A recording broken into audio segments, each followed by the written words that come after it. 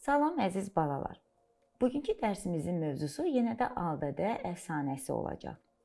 Al-Dədə əfsanəsi ilə bağlı oxuduğumuz mətnə aid bir neçə tapşırığı yerinə yetirəcəyik. Gəlin əvvəlcə ilk tapşırığın şərtini oxuyaq. Al-Dədə haqqında məlumatlara əsasən obraz xəritəsi tərtib et. Artıq biz obraz xəritəsini tərtib etməyi bacarırıq.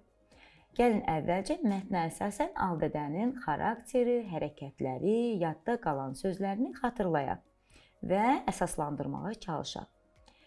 İlk növbədə qeyd edəcəyimiz məlumat obrazın təqdimatı olacaq. Odlar diyarının od oğlu. Əgər xatırlayırsınızsa, Al-Dədə də mətndə özünü belə adlandırmışdı. Onun xarakteri haqqında nə deyə bilərik? Al-Dədə arif, vətənpərvər idi. Bəs bunu necə sübut edək? Yadınızdadırsa, Al-Dədənin arifliyini biz onun ərəblərin niyyətini öncədən başa düşməsində gördük. Bəs vətənpərvərliyini nədə gördük? Al-Dədə odlar yurdunu uzun müddət yad ellilərin hücumundan xilas etmişdi. Hisslərinin əvəzinə isə biz bu xəritədə, obraz xəritəsində hərəkətlərini qeyd edəcəyik. Əgər xatırlayırsınızsa, Al-Dədə mətndə möcüzələr yaratmışdı. Gəlin həmin möcüzələri qeyd edək. İlk möcüzəsi onun kababı əllə bişirməsi idi. Odun əlinə heç bir təsiri olmamışdı. İkinci möcüzəsi təndirdə yanmaması. Üçüncü möcüzəsi isə atdığı çubuqların göydə fırlanaraq yox olması və hərəsinin uzaq bir məsafəyə düşməsi oldu. Bəs hansı sözlərlə o yadda qalmışdı? Al-Dədənin bax bu sözləri yadda qalan oldu. Möcüzə yoxdur. Mən odlar diyarının od oğluyam.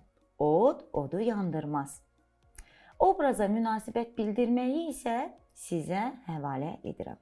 Keçək növbəti tapşırığımıza.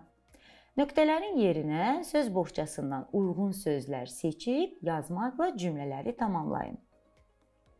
Əgər yadınızdadırsa, biz söz boğçasında arif, xəlifə, boynunu vurmaq, ilxı və saldaş sözlərinin mənası ilə tanış olmuşduq. Elə isə gəlin cümlələrimizi oxuyaq. Necə olmaq insanın təcrübə və biliyi ilə bağlıdır? Sizcə burada yerləşdiriləcək söz hansı olacaq? Bəli, düz tapdınız. Bu arif sözü olacaq. Arif olmaq insanın təcrübə və biliyi ilə bağlıdır. Uşaqlar çayın kənarındakı böyük nəyin üzərində oturub oyun oynayırdılar? Bəli, düz tapdınız. Bu saldaş sözü olacaq. Çoban nəyi dağın yamacına doğru apardı? Çoban ilxını dağın yamacına doğru apardı. Padşah əmr etdi ki, xəyanət edən adamın nə etsinlər? Boynunu vursunlar. Döyüşdən sonra kim qazandığı zəfəri xalqı ilə birlikdə qeyd etdi?